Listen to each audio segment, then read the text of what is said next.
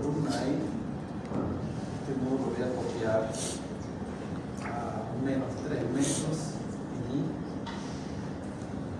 y ese mismo nudo voy a copiarlo a 1 metro en X. Va a ser una especie de ménsula. Y esos dos vamos a unirlo. Y vamos a aprovechar y vamos a segmentar estos dos aquí.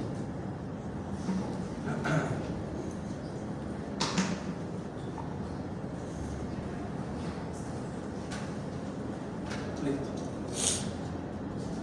Vamos a poner que todo con material A36.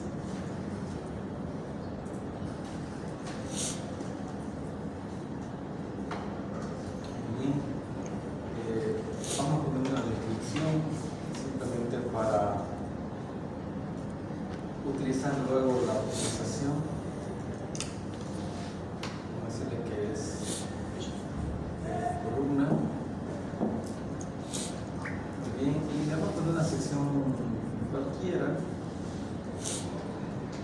Le vamos a poner primero unas secciones cualquiera.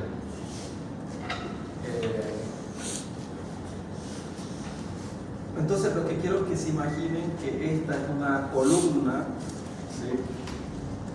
Que hace parte de unos pórticos de un galpón, y esta es una ménsula en la cual se apoya la viga carrilera, y en el caso más crítico va a ser cuando el puente grúa esté en ese extremo de la viga carrilera, ¿no? Entonces vamos a suponer que aquí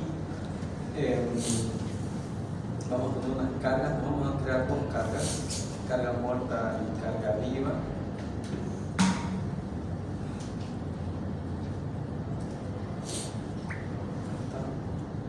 Vamos a crearnos dos combinaciones de carga, 1.4 de la carga muerta, 1.2 y 1.6 de la carga viva. El diseño.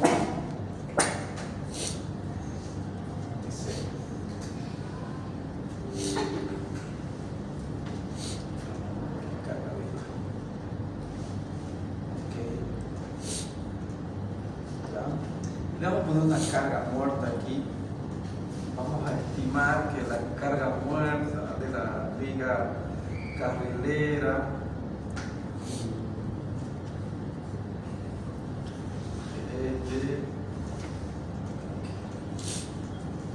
vamos a poner que es de 7 toneladas.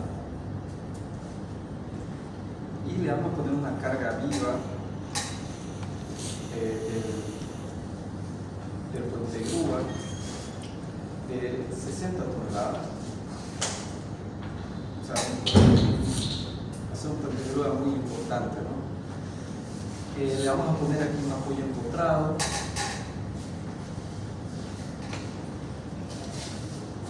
¿Ok? Y tenemos eso. Lo que quiero que solamente lo voy a hacer para que se den cuenta, voy a copiarlo en Z, digamos 6 metros, 5 veces. Son las columnas,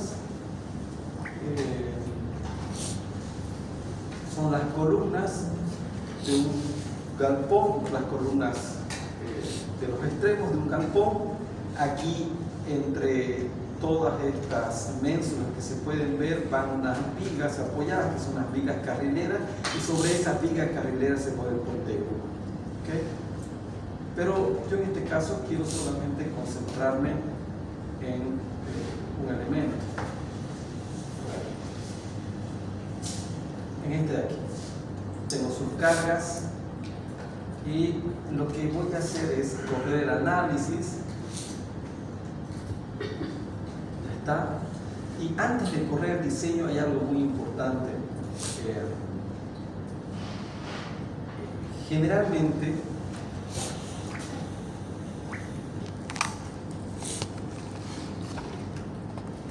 esta columna de aquí con las otras columnas a la altura de la ménsula, aquí está la ménsula, están conectadas transversalmente, ¿ok? Entonces, ¿eso qué quiere decir? que tiene un arrastramiento para el pandeo alrededor del eje D. Vamos a hacer un zoom para que se vea la sección. Estas cositas son bien importantes porque eso hace la diferencia entre un buen diseño y un mal diseño. Aquí está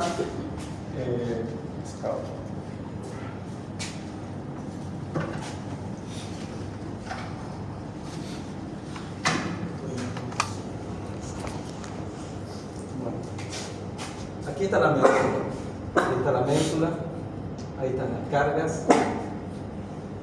Aquí hay otro pórtico, al otro lado seguramente hay otro pórtico. Bueno, esos pórticos están unidos con una viga a esta altura. ¿Y en qué afecta eso? Si yo me acuerdo de sus ejes, este es el eje menor y este es el eje mayor, entonces para el pandeo alrededor del eje menor, el LI, que llamaremos el eje de I, es igual al L simplemente. ¿Okay? Pero, ¿qué pasa con el LX? En este sentido no hay nada. Bueno, esta columna continúa esta columna, no a la parte superior, 3 metros más, y arriba viene la viga, ¿no es cierto? El rafter que viene desde la viga, es todo parte de un pórtico, de un moment frame. Entonces, según estudios que se han hecho, el LX es aproximadamente, siendo un poquito conservadores, 1.2 de L. O sea, este 1.2 en realidad viene a ser el KX, ¿okay? El factor de longitud efectiva. Eso es muy importante tenerlo en cuenta. ¿Okay? En un examen, si es que les doy una estructura similar, yo les voy a decir cuánto vale el KX. Hay en varias revistas, journals de la ISC, están definidos estos valores. Hace muchos años se definió ese valor. De todas maneras, ahora, como casi todos los programas tienen la opción de hacer un análisis de pandeo, ahora podemos mejorar este valor, que podría ser quizás 1.1 y no ser tan conservador, mediante un análisis de pandeo. Pero ese es otro tema. Así que, bueno,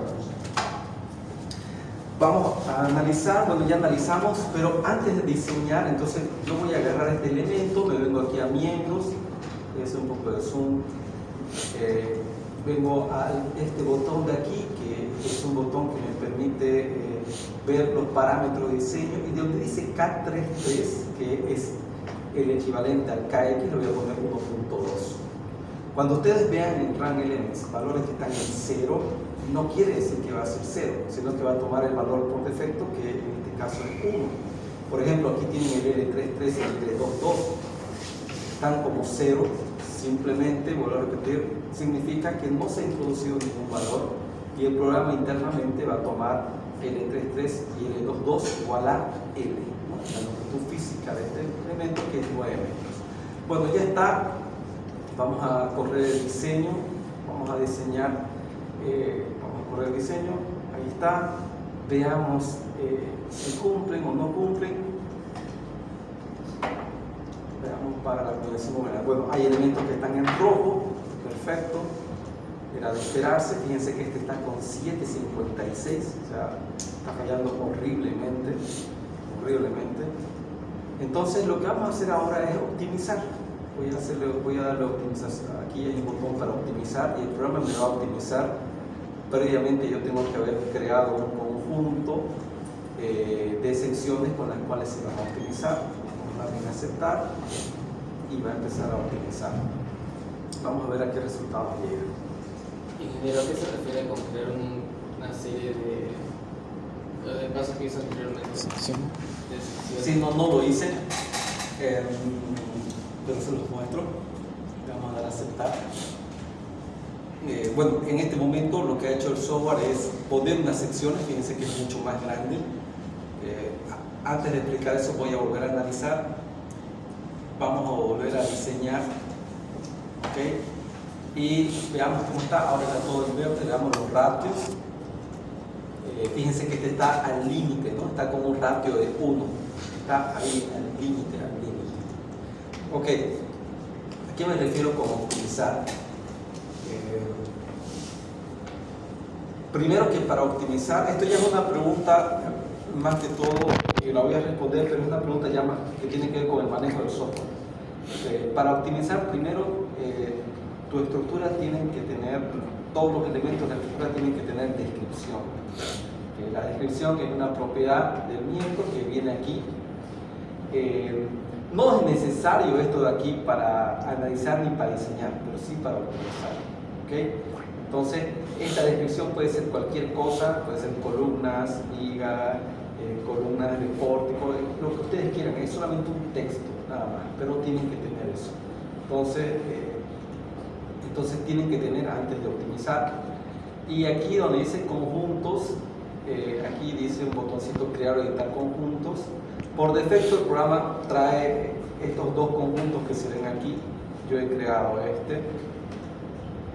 con este botoncito, con esta carpeta creas un conjunto y en ese conjunto, una vez que lo creas, seleccionas qué elementos quieres colocar a esa lista. O sea, básicamente los conjuntos, en pocas palabras, es una lista donde hay una serie de perfiles que el programa va a agarrar y va a empezar por el primer perfil de la lista, lo va a colocar y va a correr el diseño de una manera preliminar, un diseño rápido, y si no cumple, pasa al siguiente elemento de la lista. No cumple, pasa al siguiente, así hasta que llega a una sección que cumple y se queda con esa. ¿Okay? Entonces, obviamente esta lista, este conjunto que tienes aquí, fíjate que estas listas son de los perfiles W. Ojo, no puedes tener distintos tipos de perfiles, ¿no? O sea, o tienes W o tienes angular. Entonces, aquí lo puedes ordenar con estos botoncitos que si tú te acercas aquí con el mouse te va a salir una etiqueta y te va a decir que este botón ordena por peso, este botón ordena por inercia en X, este botón inercia en Y, este botón de la A a la Z, ¿no? Entonces, generalmente yo lo ordeno por peso, porque lo que quiero es optimizar el material. Y mencionó que no puedo combinar secciones, o sea, si tengo columna que va a ser cuadrada y va a estar con la pérgola que yo quisiera que sea una L. O sea, me refiero a que no puedes combinar, o sea, sí puedes combinar elementos que sean W. Puede ser que te hagas elementos W de la tabla de Brasil, porque la tabla de Brasil hay, o de la tabla australiana, eso sí, pero todos tienen que ser del mismo tipo. O son Ws, o son angulares, o son Ts, o son doble Ts. Ingeniero, ¿y el software lo puede hacer automático eso o sí tenemos que colocarlo nosotros para optimizar los perfiles? ¿Qué cosa automático? O sea, hacerlo directo, automático, sin nosotros introducir perfiles para optimizar. O sea, tú tienes que crearte la tabla, sí, ¿no? Sí. El software, o sea, las tablas las tienes que crear. ¿Sí?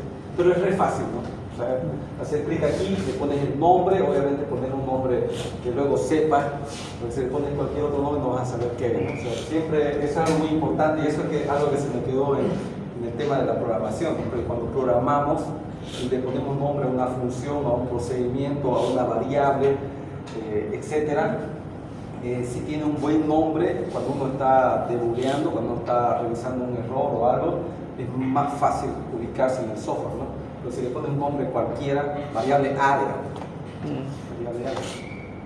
¿Okay? Entonces, poner un buen nombre, aquí buscas, como se manejan secciones realmente, buscas el país donde quieres buscar las secciones, buscas la tabla y puedes poner o todos los W o solamente los que quieres. Eso ya depende de ti. No es necesario colocar todos. O sea, puedo yo filtrar y decir, bueno, esto no ver nunca en Bolivia, pero esto sí he visto que esta empresa trae, bueno, ¿cómo? Y puedo poner los perfiles que yo creé. También, claro, obvio, sí, puedes hacer eso. Puedes hacer eso. ¿Ya? No es la idea dar una clase de utilización de RAM, pero sé que hay algunos que usan y está bien la pregunta. La idea era tener un diseño rápido, ya tenemos, y lo que vamos a hacer nosotros es, vamos a hacer lo siguiente.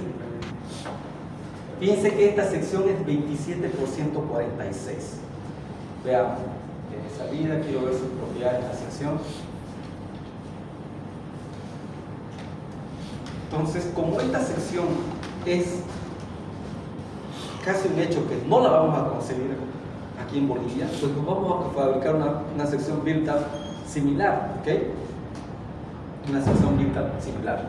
Entonces, ahora sí vamos a trabajar un poco en la pizarra. Entonces tenemos una columna aquí.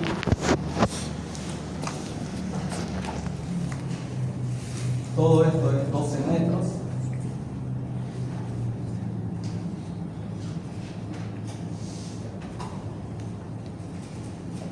Se consigue planchas de 12 metros de largo, ¿no? Así se puede fabricar tranquilamente.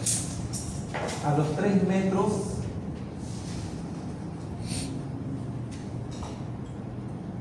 tenemos una ménsula.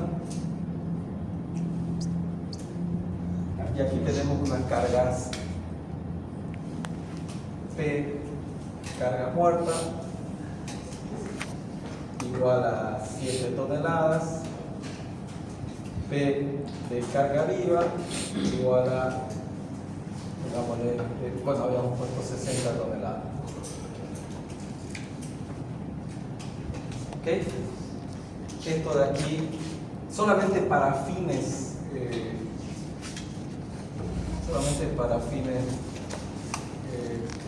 del problema, vamos a suponer que esta mesa es de 1 metro.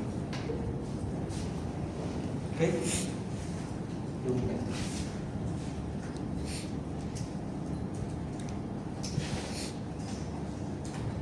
Y vamos a tener una sección build-up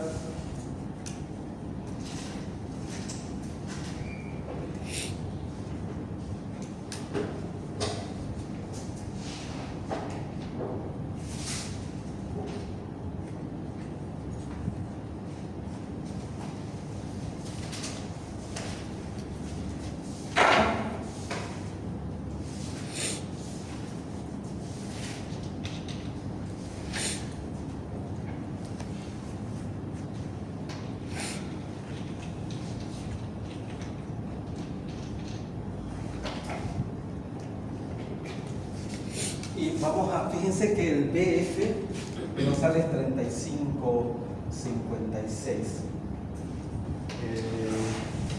Voy a traer mi calculadora. Pero bueno, vamos a poner que el BF es 40 centímetros. ¿Ok? El BF 40 centímetros. D, toda la altura D es 69 centímetros. Toda la altura D 69.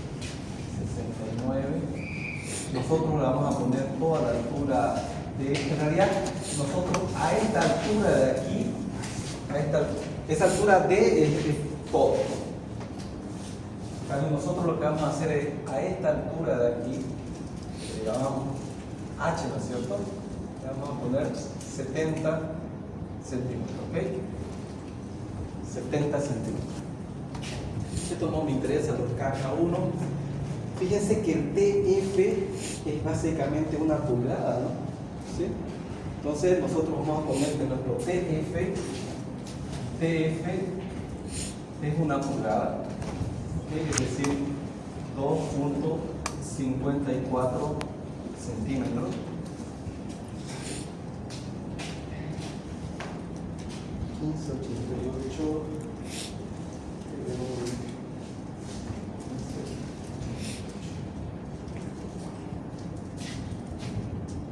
¿Ya? Y el TW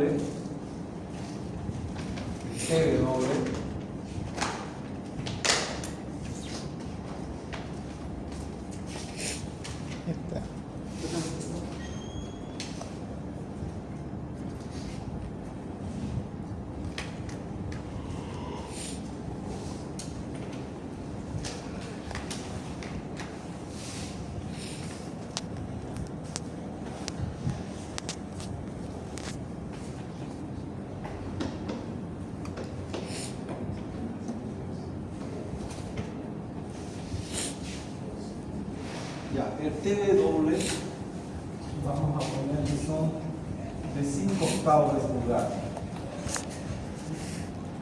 ¿Ok? Supraorbicular. Esa es nuestra sección.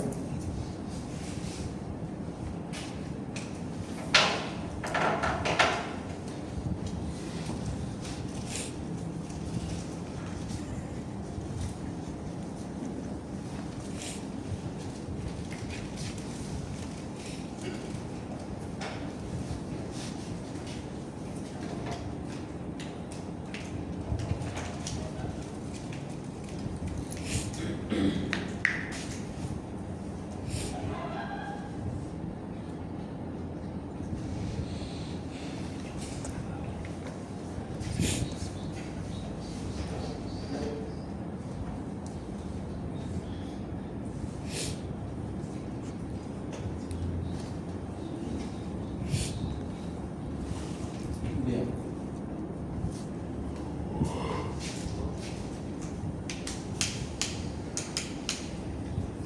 Bueno, y imagínense que esta es la pregunta del examen, ¿no? Próximo día. Entonces, la pregunta es verificar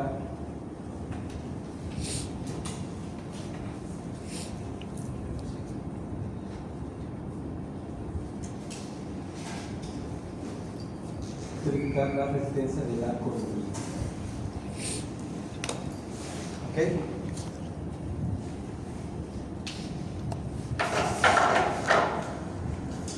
Una cosa es diseñar. Cuando es diseñar, nosotros proponemos la sección. Pero cuando ya nos dan la sección, es verificar. ¿Ok? En cambio, en hormigón armado, nos dan la sección, pero no nos dan la armadura. Entonces nosotros diseñamos la armadura. Pero si en hormigón armado nos dan la sección y además nos dan la armadura, el recorrimiento y todo, entonces es verificación. Entonces es verificar. Una cosa es diseñar, otra cosa es verificar. Solo hay que tener cuidado. Ahora estoy justamente con un proyecto con gente de Brasil. Y en Brasil, diseñar, si tú en portugués hablas diseñar, ellos no entienden esto como diseñar. Para ellos diseñar es dibujo, ¿okay? Planos, gráficos en inglés. Entonces tienes que decir dimensionamiento. Ya tienen un colega, ¿no? Víctor, Vladimir, que está en Brasil. Ya les voy a preguntar.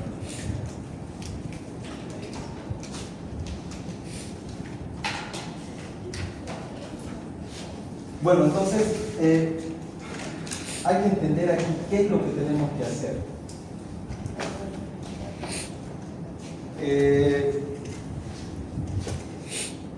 Una de las primeras cosas que tendríamos que hacer, que también lo podríamos dejar para el final, o sea, podría ser lo primero, podría ser lo último, que no altera, es conocer el estado tensional de ese elemento, ¿no? Encontrar sus reacciones, sus esfuerzos y todo, ¿no? Entonces, primero habría que resolver la estructura, ¿no?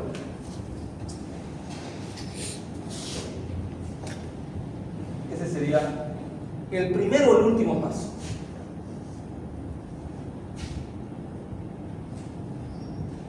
Una vez yo resuelva la estructura, el segundo paso es, en este caso, verificar,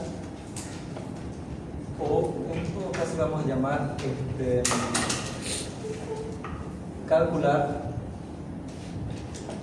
las resistencias de diseño. Entonces aquí podemos tener algunos pasos. 2.1, la resistencia de diseño a fricción, compresión, cualquiera que hacemos, digamos, con compresión.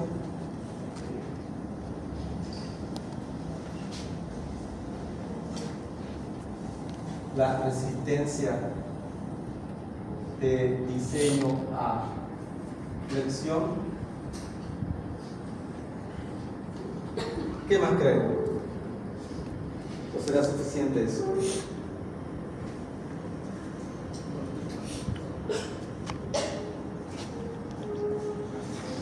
podría a este problema meterle una carga en este sentido, que sea del viento y tendríamos corte, ¿no? Pero lo vamos a dejar ahí. ¿Creen algo más que hay que ponerle?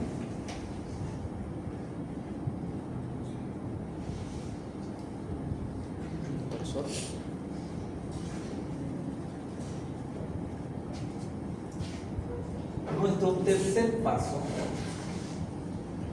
será, una vez yo conozco la resistencia de diseño de compresión, conozco la resistencia de diseño de flexión, será verificar el elemento estructural, ¿no? Esta la podemos también poner en dos pasos. 2.1, verificar, o 3.1, perdón, verificar a compresión. 3.2, verificar a flexión. Y 3.3, ¿qué se debe?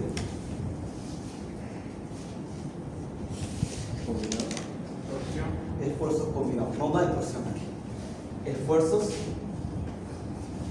combinados. Verificar a esfuerzos combinados.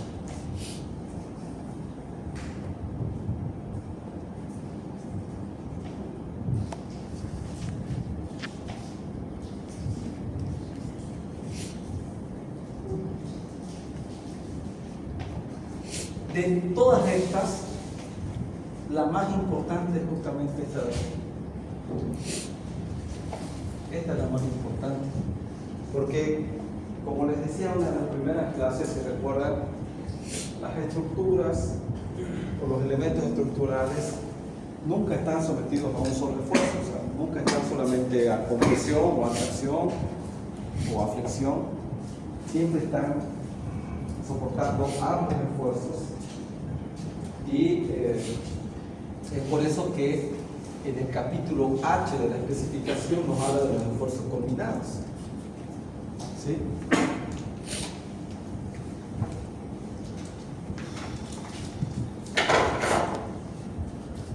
Generalmente quien gobierna el diseño de los elementos estructurales son siempre los esfuerzos combinados.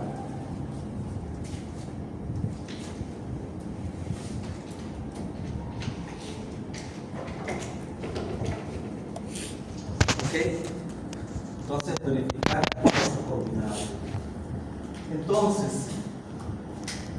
si este fuera el examen, fuera solamente una pregunta que vale 100 puntos, entonces yo más o menos ponderaría esto así. Probablemente esto 15, este de aquí 20, porque la respuesta siempre es importante. Si bien yo reviso siempre el procedimiento, pero también es muy importante encontrar la respuesta correcta, ¿no? El número correcto.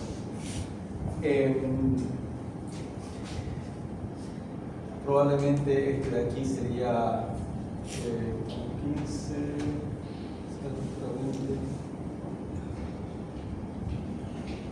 probablemente este sería un 35 y un 30, ¿no? 30 y 35. Estábamos haciendo.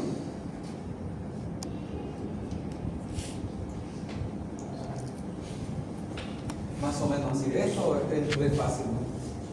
Porque ya tenemos los resultados. Más o menos sería así la ponderación. ¿Ok?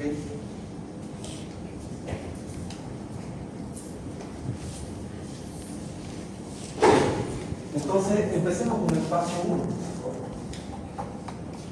Resumamos la estructura. Es una estructura muy simple. No debería haber ningún problema para hacer eso.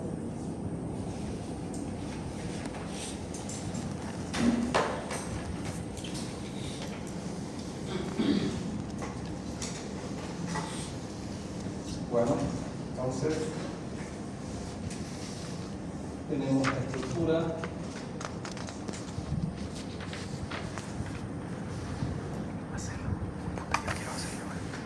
Y tenemos las cargas.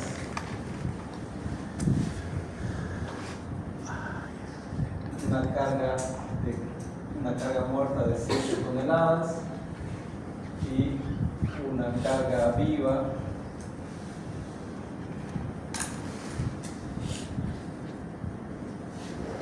de 60 toneladas.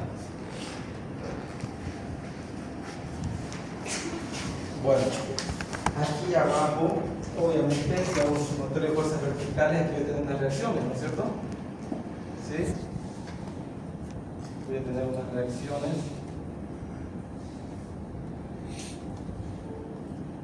de 7 toneladas y otra reacción de 60 toneladas. ¿Estamos de acuerdo? Este es un empotramiento, ¿no es cierto? Ustedes saben que un empotramiento tenemos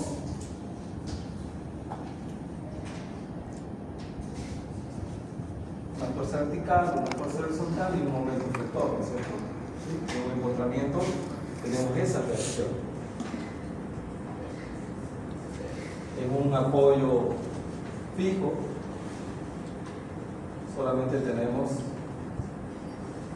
fuerzas. ¿Ok? O sea, aquí tenemos, si yo hago una sumatoria de fuerzas verticales, no lo voy a hacer, pero voy a encontrar que esta es mi reacción. Pero hay algo más. Estos de aquí hay una excentricidad aquí de 1 metro. 1 metro de excentricidad. ¿Cierto? Entonces esto produce un momento que viene en este sentido, horario. Entonces aquí voy a tener una reacción en sentido antihorario de 7 por 1, ¿no es cierto? 7 toneladas metro. Voy a tener otra reacción también más grande de 60 toneladas metro. ¿Sí? Es mejor separarlo así, porque luego tenemos que factorar. Los factores son distintos para carga muerta y carga viva. Estaría mal si yo digo, mi reacción es de 67 y mi momento es de 67 toneladas metro. ¿Ok? Estaría mal. ¿Se entiende eso? Si hay alguna duda, pregunten, ¿por qué estaría mal? Porque luego nosotros tenemos que agarrar una combinación que va a ser 1.2 de la carga muerta más 1.6 de la carga viva. En realidad esta sería mi combinación número 2. Voy a tener una combinación número 1 que es 1.4 de la carga muerta. En este caso, uno también tiene que ser astuto. En este caso, la carga muerta es insignificante con respecto a la carga viva. Esto nunca va a controlar, entonces me olvido de esto. El que va a controlar es este de aquí. 1.2 de la carga muerta más 1.6 de la carga viva. Entonces, yo voy a tener una reacción vertical que va a ser 1.2 de 7 más 1.6 de 60. Y voy a tener un momento que va a ser 1.2 de 7 más 1.6 de 60. ¿Ok? ¿Cuánto sale eso, por favor?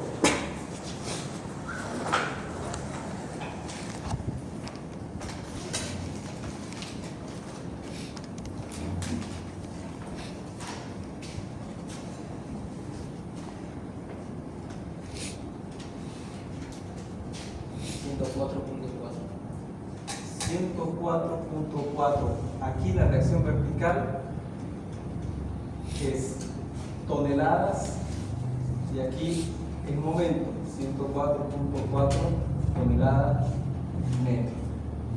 ¿Qué sería? Este sería el PU. Vamos a poner entre paréntesis compresión Y este es el MU, el momento último. No es necesario poner nada.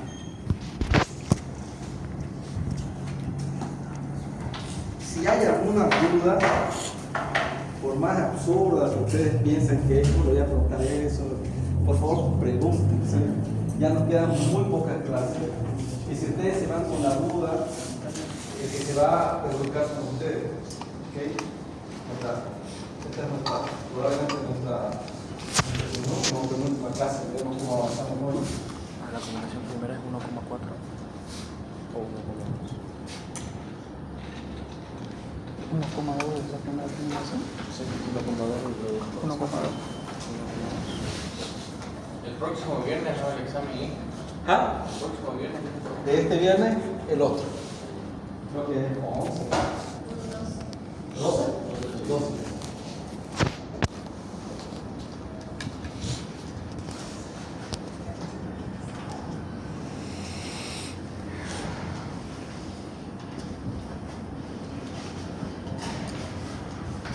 Te está refriendo el aire, ¿no?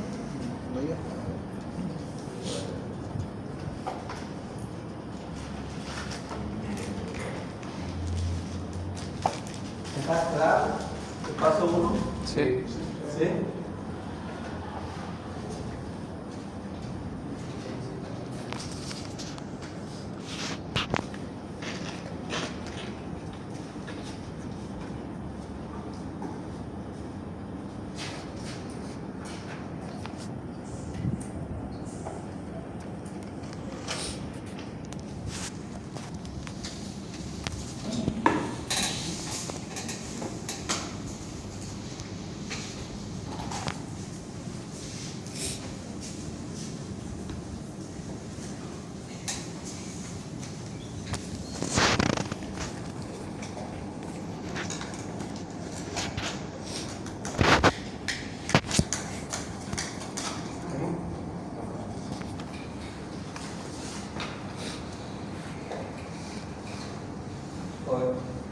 Pase y dibuje el diagrama de fuerzas axiales en la columna que estamos analizando.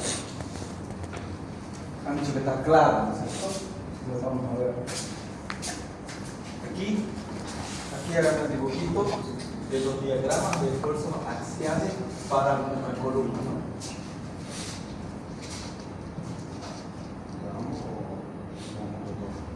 Solo de la columna.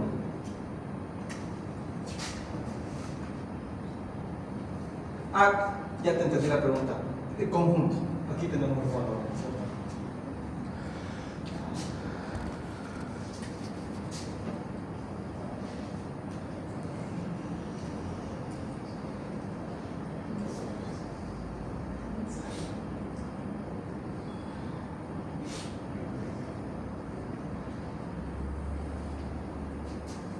Excelente, está bien, está bien. Está bien, es un diagrama uniforme, ¿no? Sí, perfecto, muy bien, gracias. Es un diagrama uniforme y es 104.4, ¿no? ¿Ok? Ahora al amigo de Gorrita. El diagrama de momento también para la columna.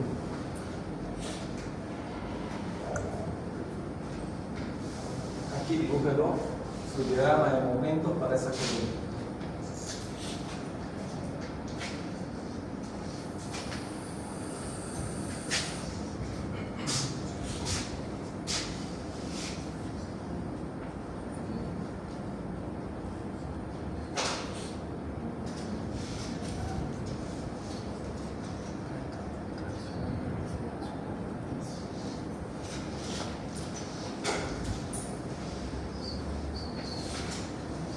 Yo, digamos, hago un corte imaginario aquí y me fijo lo que tengo en el lado de abajo. ¿Qué tengo? Tengo estos axiales que no producen momento porque están pasando por el centro de momento, ¿cierto? Y tengo estos dos que sabemos que aplicándole esos factores su momento último es 104. Entonces el momento aquí es 104. Corto acá, 104. Corto aquí, 104. Entonces también es un diagrama de momento uniforme. ¿Arriba o abajo? ¿Cómo? Su gráfica arriba o abajo. Ahí. Ahí está. Ahí. Buenísimo. Ahora, puede sentarse, gracias.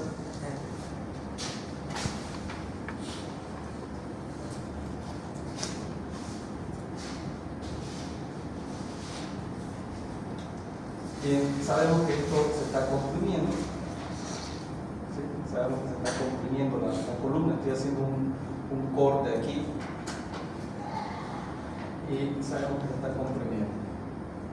Esta será la placa base. Entonces, quiero que me diga.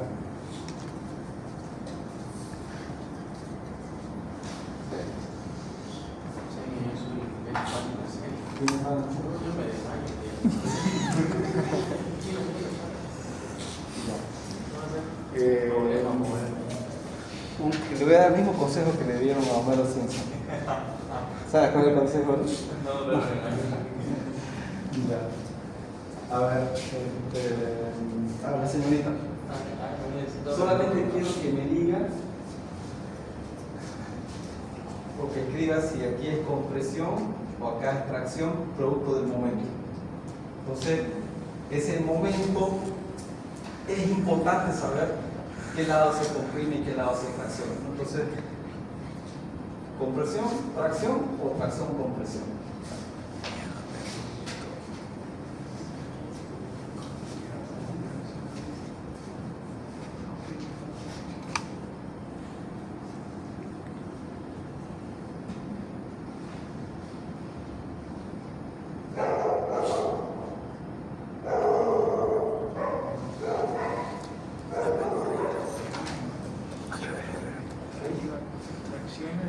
¿Están de acuerdo? No. Ya. Fíjese, este momento de aquí, o sea, podemos hacerlo, lo que pasa es que probablemente usted se fijó en las reacciones, pero lo que tiene que fijarse esa es la reacción, no se olvide que lo mismo que esta de aquí, esta es la reacción, pero esta es la acción, ya, entonces lo mismo, esta es la reacción, entonces esta es la acción. Y esa acción yo me doy cuenta por esta fuerza de aquí va a hacer esto a este lado, ¿no? Va a hacer esto. O sea, este lado se va a comprimir y el otro se va a traccionar, ¿no? Va a hacer esto. Este lado de aquí se hunde, se comprime y luego se levanta, se tracciona. ¿Ya? Entonces, este es tracción, vamos a poner positivo, y este es compresión. ¿Ok? Bien, entonces con eso ya está resuelto el paso 1. Ya sabemos nuestro P1, nuestro M1. Ahora, aquí solamente un comentario que es importante. Lo que pasa es que en este ejemplo, cualquier sección es una sección crítica. ¿Por qué? Porque tengo el mismo axial y el mismo momento. Ya sea que corte aquí arribita o que corte aquí abajo, es el mismo axial, el mismo momento, ¿se entiende? Pero quiero que piensen en este problema. Este es un bonus, ¿ok? Quiero que piensen en este problema. ¿Ok? Un típico problema que está incluso en los comentarios de la ICC, porque se utiliza para justamente calcular los efectos PD. Para un análisis de primer orden, ¿cómo es el diagrama de axial aquí? Todo compresión, ¿no es cierto? ¿Sí? Y para un diagrama, y el diagrama de momento, ¿cómo es aquí? Lineal. Sí, ¿no es cierto? Sí. ¿Ya? Bueno. Ahora, tengo el punto aquí A, y aquí el punto B, y aquí puedo tener el punto C, y aquí el punto D, lo que yo quiera, puntos de estudio. Entonces, si yo me fijo en el punto A, tengo axial, pero no tengo momento, ¿no es cierto? Si me fijo en el punto C, tengo este axial, que es el mismo, y tengo este movimiento de aquí. Y así me puedo ir fijando, pero si llego al punto B, tengo este axial, que es uniforme, y tengo este momento, que es el momento máximo, ¿cierto? ¿Sí? Entonces, ¿cuál de todos esos puntos es el más crítico? B, ¿no es cierto? Entonces yo tengo que, cuando yo haga aquí la verificación a esfuerzos combinados, lo que tengo que utilizar es este valor y este valor. ¿Ok? Ya, entonces ya está el paso 1. ¿Quedó claro? ¿Sí? A ver, termínenlo de copiar y lo voy a copiar para que hagamos los siguientes pasos.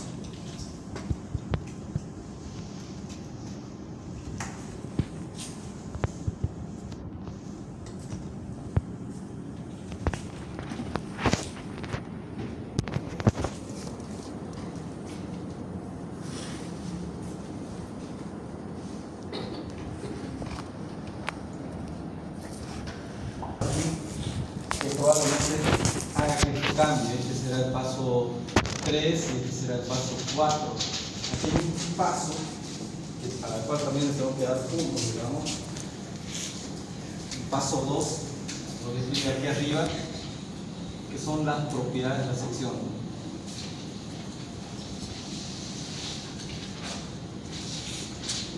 Tenemos que calcular las propiedades de la sección.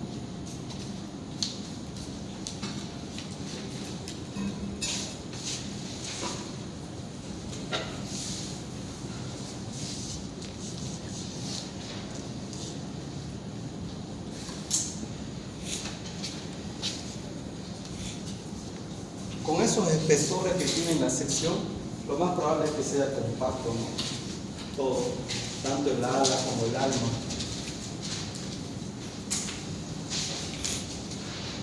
Bien, entonces vamos a borrar esto.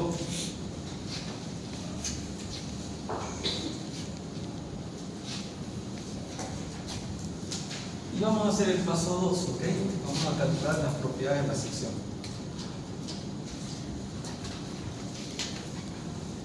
Con esto ya debería quedar clarísimo.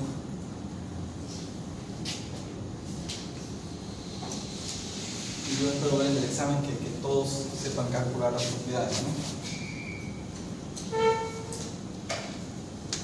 Bien, entonces, ¿qué propiedades necesitamos?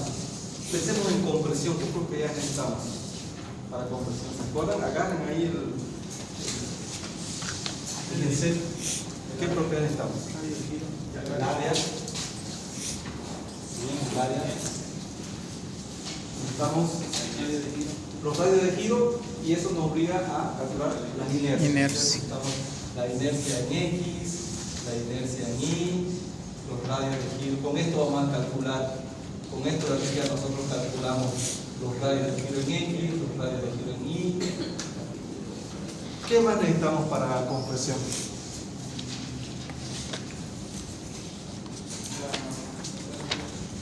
¿Qué propiedades más necesitamos?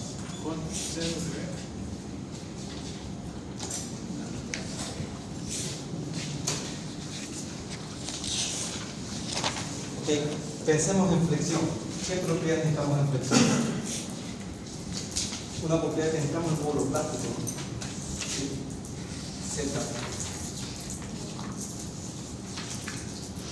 ZP. ¿Qué más necesitamos?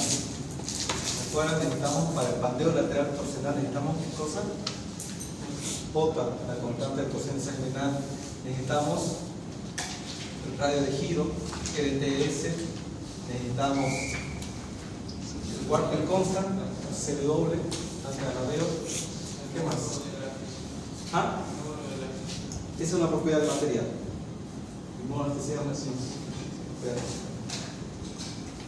Bueno, es bueno tenerlas en mente, ¿no? Probablemente ya cuando entremos en detalle, si nos falta una, las calculamos, pero es bueno tener en mente las que tenemos que calcular. Empecemos con la más simple, entonces, el área gruesa. Entonces, el área gruesa será igual, vamos a hacer un poquito más rápido, pero explicando, este le vamos a llamar 1, al alma le vamos a llamar 2 y a este otro 3. Entonces el área gruesa es 2 veces el área 1 más el área 2, ¿no es cierto? Porque el área 1 y el área 2, o el área 1 y el área 3 son iguales, ¿no es cierto? Estos dos rectángulos son idénticos. Entonces el área gruesa vale ¿cuánto? 2 veces el área 1, que es 40 o 40 centímetros por el espesor que es 2.54 más 70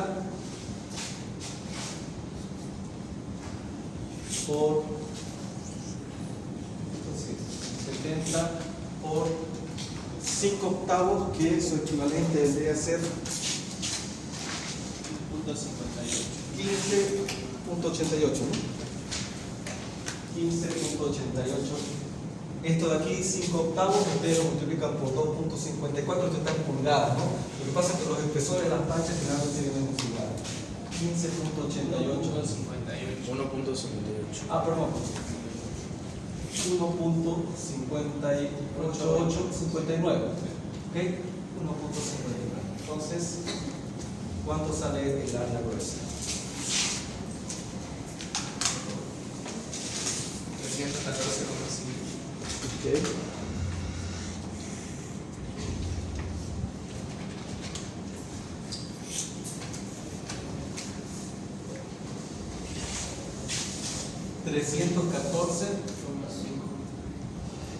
centímetros cuadrados. En esta parte es muy importante ser ordenado en el procedimiento, ¿ok? Les aconsejo siempre que traten de ser ordenados, hacer buenos dibujos ayuda bastante, porque incluso cuando uno se equivoca es más fácil rastrear el error cuando está bien ordenado, ¿no? Cuando es legible, pero cuando está todo por aquí y por allá, hay un desorden, hay un caos, entonces es más difícil encontrar el error. Ahora vamos a encontrar la inercia en X y la inercia en Y. Bueno, la gran ventaja de esta sección es que no tenemos que encontrar su centro de gravedad, ¿no es cierto? Su centro de gravedad coincide con el centro geométrico, ¿no es cierto? Si yo de aquí 20 centímetros y de aquí la mitad de toda esta altura, que sería 70 más una pulgada más una pulgada, la mitad, ahí está, coincide con el centro geométrico. Entonces directamente voy a calcular su inercia. De todas maneras voy a dejar aquí la sección para explicar bien el tema de los ejes. Entonces dibujamos la sección.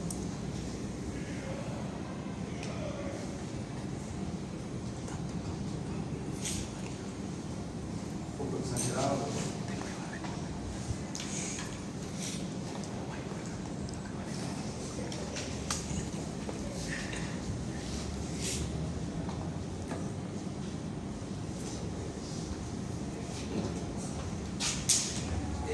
Cada elementito, por si acaso, cada elementito, que son 3, tiene su propio centro de gravedad. Los 3 coinciden con este eje de aquí, con el eje vertical. ¿Sí? Los 3 coinciden con ese eje. Este eje es el que se denomina eje de simetría. Y este eje, al ser un eje de simetría, bueno, ya me dicen cuáles son los ejes principales de inercia, ¿no? Este centro de aquí, de este elementito, del elemento 2, también coincide con el centro de gravedad de toda la sección. O sea, el centro de gravedad de toda la sección es este de aquí. ¿Ok? Entonces, yo necesito saber el momento de inercia con respecto a este eje y con respecto a este eje de aquí. Entonces, lo que vamos a hacer es aplicar el siguiente criterio. Vamos a decir que el momento de inercia de toda la sección, que simplemente le vamos a denominar IX, es igual al momento de inercia de la figura 1, pero con respecto a este eje, más el momento de inercia de la figura 2, que es este de aquí, con respecto a este eje, más el momento de inercia de la figura 3 con respecto al eje X. Claramente, este momento de inercia de esta figura y de esta figura son lo mismo, es decir, IX1 es igual a IX3. Entonces esto yo puedo escribir simplemente como 2 veces IX1 más inercia de la figura 2 con respecto al eje X. Bien, ¿cuánto vale el momento de inercia de la figura 1 con respecto al eje X? Bueno, aquí me acuerdo del teorema de Steiner o teorema de los ejes paralelos. Aquí tengo un eje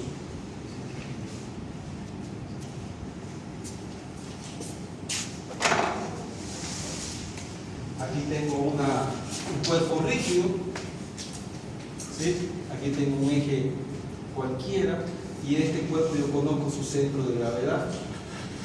Entonces, el teorema de Steiner o teorema de los ejes paralelos, a este le llamaremos eje 1 y a este si quieren eje 2. Entonces, el teorema de Steiner dice el momento de inercia de esta figura con respecto a este eje 1, que es un eje cualquiera, es igual al momento de inercia de esa figura con respecto a otro eje, ¿sí?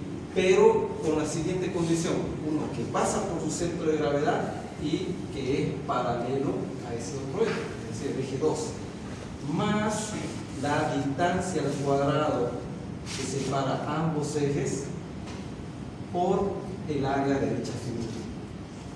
Bueno, si yo me fijo bien, para la figura 1 como para la figura 3, este eje X es un eje cualquiera. Entonces, yo directamente en la ecuación de Steiner, yo ya estoy en el lado izquierdo de la ecuación, entonces desarrollo el lado derecho y digo que va a ser el momento de inercia de esta figura con respecto a un eje que está pasando por su centro de gravedad, ¿sí? Y que es paralelo al anterior. Entonces este es su centro de gravedad. Yo ya sé que el momento de inercia de esta figura con respecto a este eje es base por altura cubo sobre 12, ¿no es cierto? Entonces aquí yo pongo la base, que es cuando 40 por la altura, que es 2.54 al cubo sobre 12, más la distancia que separa ambos ejes. Yo sé que esto de aquí es ¿cuánto? 35, ¿no es cierto? Porque todo es 70, es 35 más la mitad del espesor, 2.54 dividido entre 2, eso al cuadrado, por el área de la figura 1, que es 40 por 2.54. ¿Cuánto sale eso?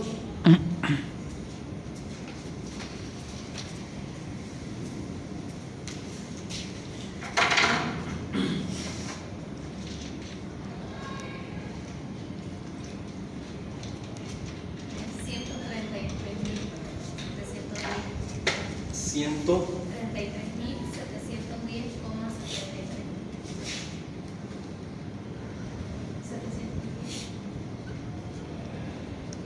¿Está bien? Centímetro a la cuarta.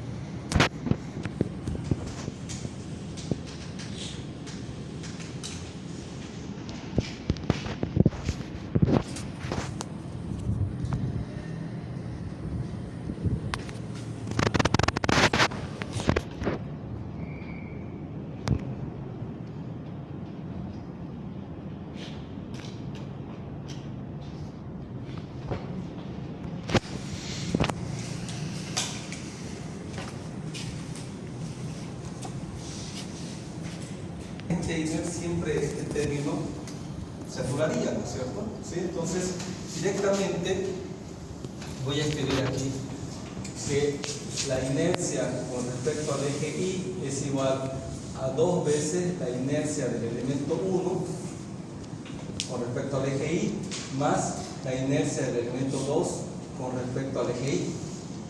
¿Sí?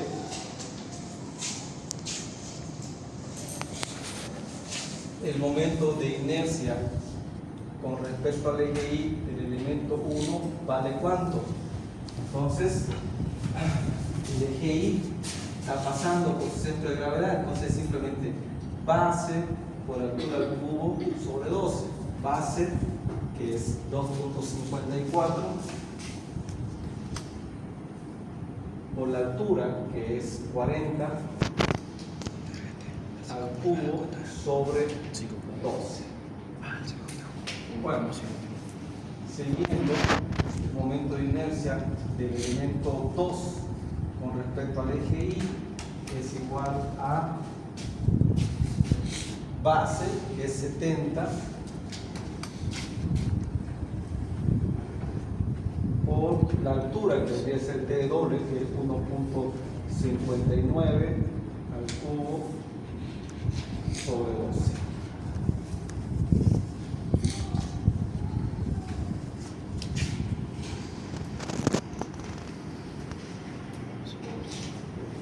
Me van a dar el valor final del inercia en Y, ¿ok? Por favor. 27, 116, 278. Confirmo. Ok, ya tenemos entonces nuestra inercia en Y.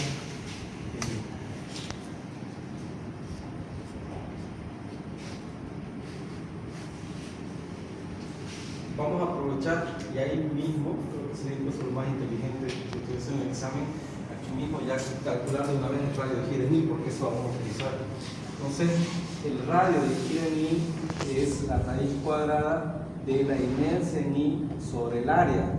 Ya tengo estos valores, entonces verán ustedes el valor de la radio de giro en Y. Aquí lo mismo, el radio de giro en X es igual a la raíz cuadrada de la inercia en X sobre el área. Eso sale 31,54%. 31,54. Bien, el otro 9,29.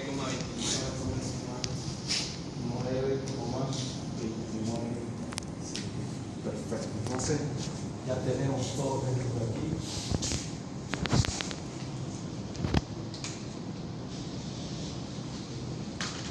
¿Ok?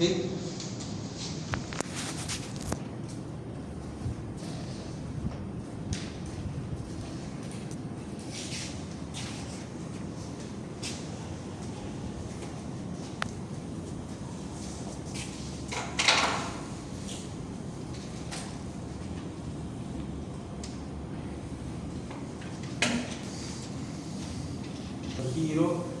Vamos a calcular J, que es una de las más fáciles de calcular. J, la constante de torsión de Saint-Venant, es igual a la sumatoria de los anchos por los espesores al cubo sobre 3. ¿Ok? Esa es la definición de J.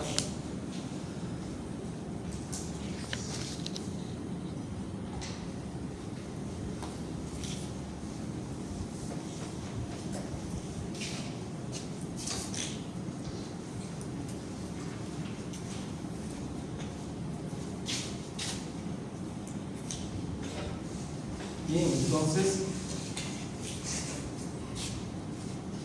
tengo en este caso 3 elementos. Entonces su ancho, que es 40, por su espesor al cubo, que es 2.54, sobre 3. Más el siguiente elemento, su ancho es 70, por su espesor, que es 1.59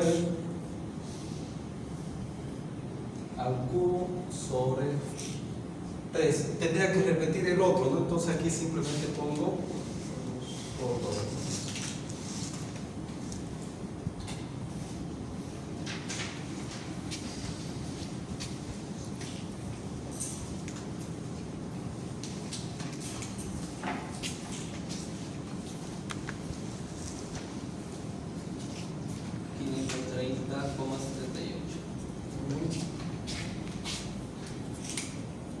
J sale 530,78. Esto está centímetros a la 4.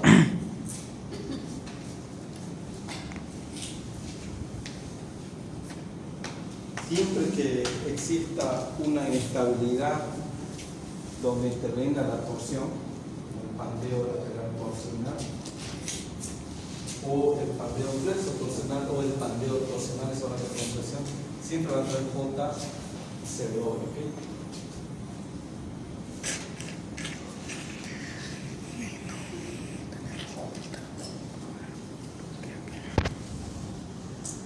Entonces ya tenemos J.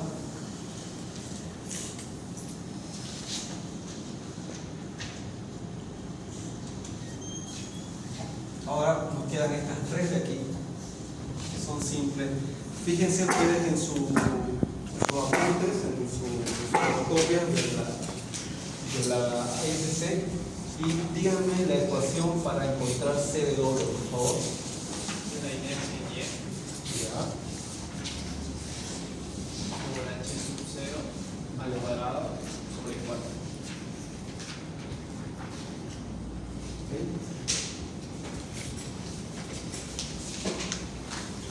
¿Qué viene a ser H sub 0?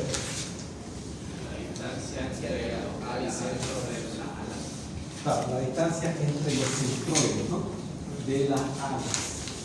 Esta distancia de aquí viene a ser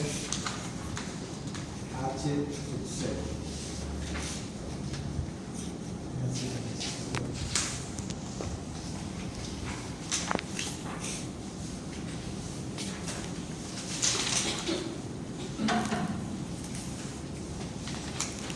Ok, entonces tenemos todo también para calcular C de doble. Entonces, la inercia en I que vale 27.116.78 por H sub 0. H sub 0 sería 70 más 2.54. Eso al cuadrado. Todo esto dividido entre 4. Entonces, ¿cuánto da C de doble? 35 millones. 35,672 por 10 a la 6, ¿no? Sí. Esto está en centímetros a la sexta, no se olviden. Centímetros a la sexta. Esa constante de rabeo es una de las cosas más tediosas de calcular numéricamente. Obviamente tenemos una simple ecuación, pero quien quiera saber más sobre C de doble, revise la guía de diseño número 9 de la ASC, o también puede googlear en internet, por ejemplo. Tedioso. Es uno de los parámetros que son ideales justamente por el gran volumen de cálculo que se necesita para programarlo.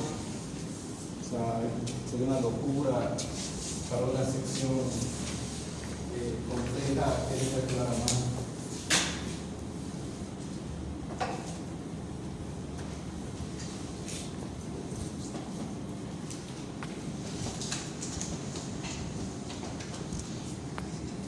Ok, ya tenemos el C de doble. El RTS, ¿cuál es su ecuación? Fíjense en sus fotocopias o en su...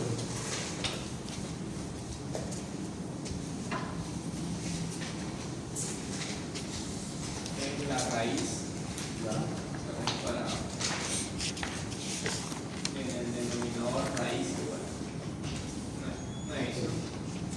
La raíz de la inercia en Y por la constante a la vez. Sobre S sub X. módulo elástico, ¿no? Sí.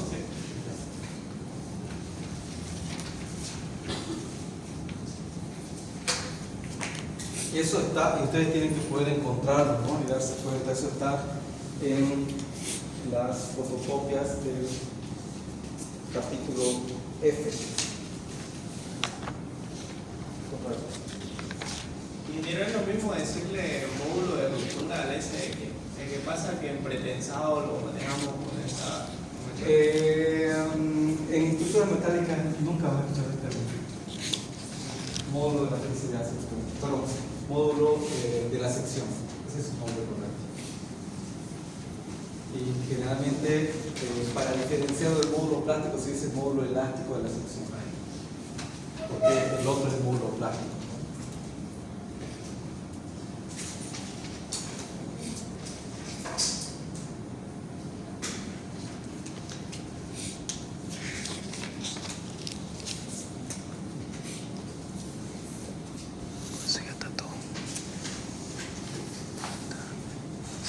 Entonces, podemos, de todo esto nos falta el SX, ¿no es cierto? ¿Sí? Entonces, tenemos la inercia en X, aquí mismo podríamos calcular el SX.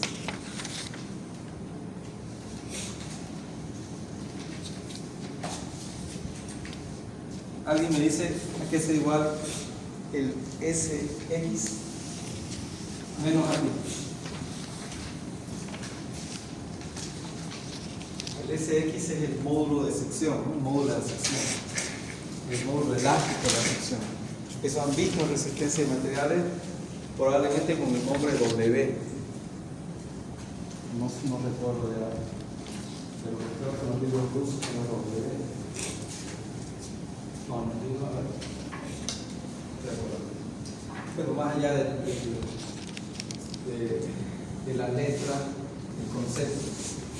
Aquí es igual el módulo elástico. ¿Se acuerdan?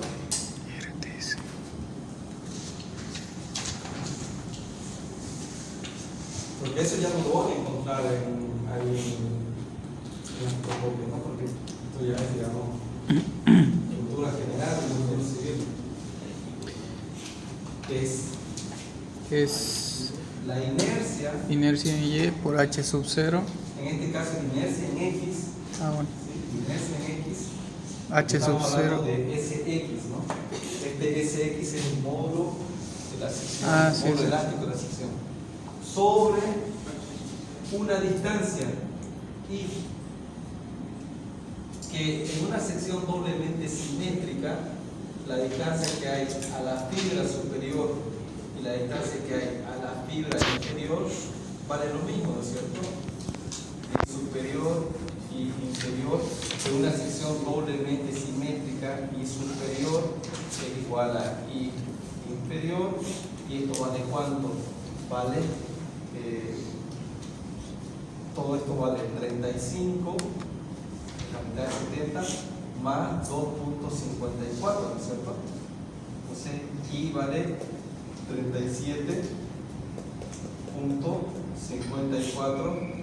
centímetros. Entonces, y X viene todo este número de aquí, 312.868.97. Ingeniero, 35 más 2.54 sobre 2 sería. No. Porque hasta la mitad, Aquí. creo. Ah, hasta arriba, ¿eh? Arriba superior. Que Está bien, más vale preguntar ahora y estar seguro ahora, ¿no? Porque ya esa mitad va a influir en el resultado. Esto dividido entre 37.54. ¿Está bien esa pregunta? ¿En cuánto sale el módulo elástico?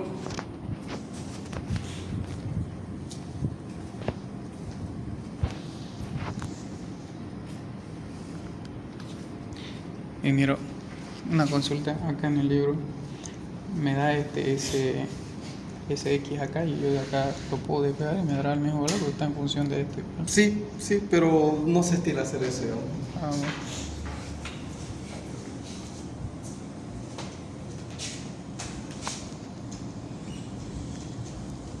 ¿Cuánto da? 8.334,91.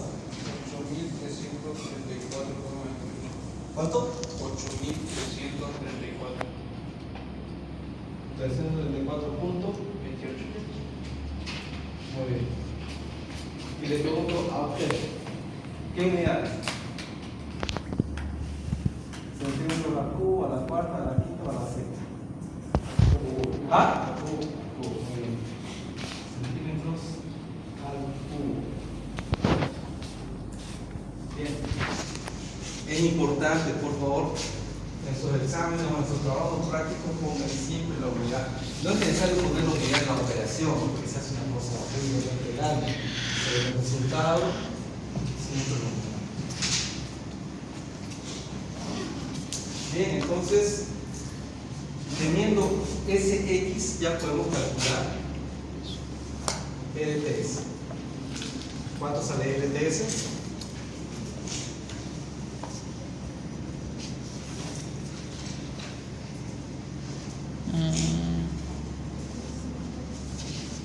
Acá también. 10,86.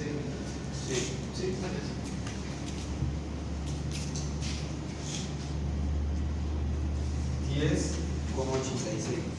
10,86. Y vamos a pulsar.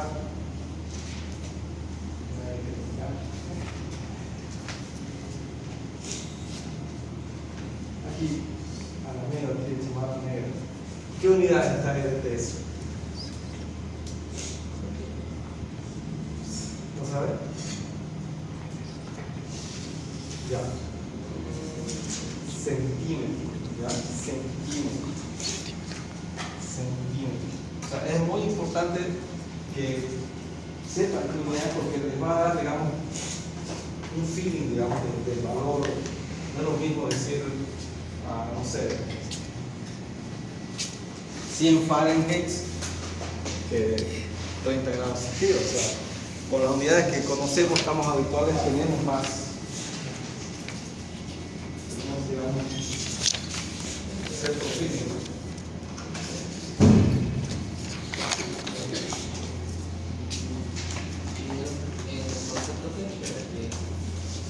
Es el radio de giro. Cuando veas ese de aquí, quiere decir respecto al centro de corte. Lo que pasa es que en este tipo de secciones el centro de corte está coincidiendo con el centro de gravedad, porque es una sección doblemente simétrica, pero cuando ya no coincide el centro de corte con el centro de gravedad, entonces ahí juega un papel muy importante los parámetros relativos al centro de corte. Porque el centro de corte es un punto muy especial en el cual si actúa la fuerza en ese punto no hay torsión. Eso se ve en resistencia material, no sé, o sea, está supuestamente en el penso o en el alcance, pero no recuerdo haber llevado con ¿Ingeniero hay tabla de la deducción de eso o lo dejan siempre en función de la integral en función de las normas? Porque estuve viendo un poco eso y como que la integral se hacía muy extensa y sacaban tablas aproximadas por para generar ese recuerdo.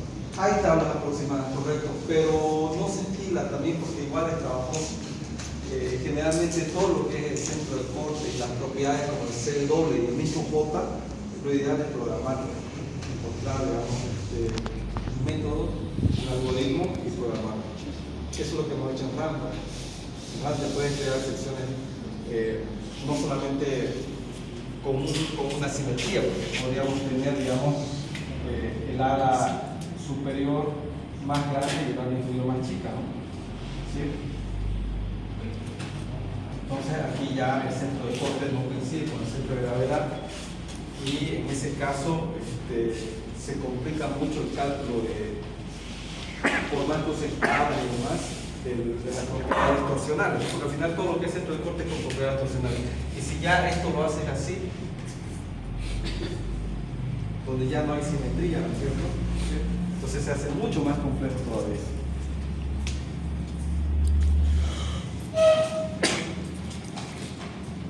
¿Qué libro estaba leyendo? Estuve leyendo el libro del Ingeniero del Monte y con esto, según lo que dijo, que en ese punto era álgebra sumatoria de momentos con las cortantes, y así un momento no estoy logrando, tampoco he llegado mucho. No, está bien. Hay harta información en internet, pero te aconsejo que lo busques en inglés. En inglés. Sí, en inglés. Bien, jóvenes, por la hora vamos a quedar aquí.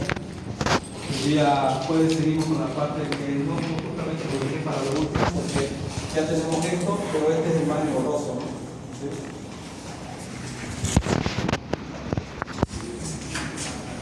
ZP el más engorroso.